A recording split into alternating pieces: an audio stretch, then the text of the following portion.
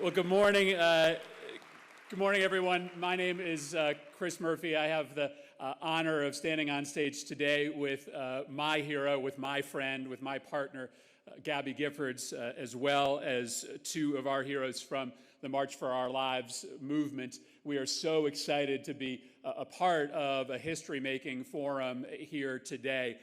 Listen, there are a lot of days where I wish that I didn't see the things that I saw and hear the things that I heard that day in December of 2012 in Sandy Hook, Connecticut, the state that I represent.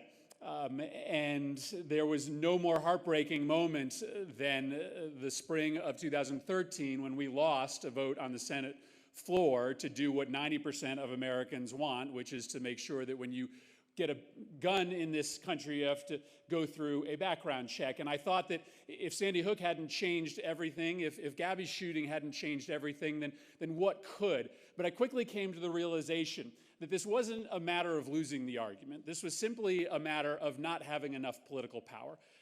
Back then, the NRA and the gun lobby, they were stronger than we were. They were ready for those parents who came up trying to change the laws of this nation to make sure that kids and adults are safer.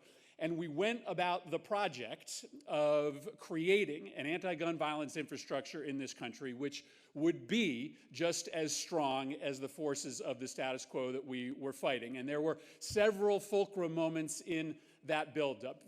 Amongst them was that decision that Gabby and Mark made in the days after Sandy Hook to stand up an organization which today is one of the strongest in the nation, standing up for common sense gun laws in this country. And then shortly thereafter, in the tragic moments following the shooting in Parkland, a group of unafraid, courageous, and mouthy kids decided to step forward and lead this conversation themselves. And so I can say today, as I field regular calls from my Republican colleagues in the Senate, trying to come up with creative ways that we can finally get beyond this moment of separation, I can say today that we are now, as a movement, stronger than the gun lobby.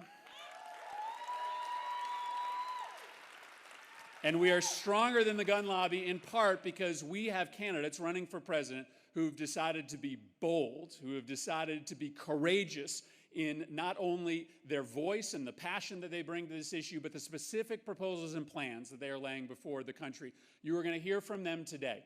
And as I remind audiences over and over again who are part of this movement, we are part of a great social change movement in this country. That's what the history books are going to say about us.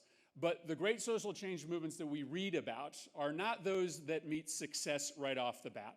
The history books write about the movements that encounter obstacle after obstacle, failure after failure, but are so confident in the righteousness of their cause that they refuse to give up, that they see that moment in time in which they will be victorious.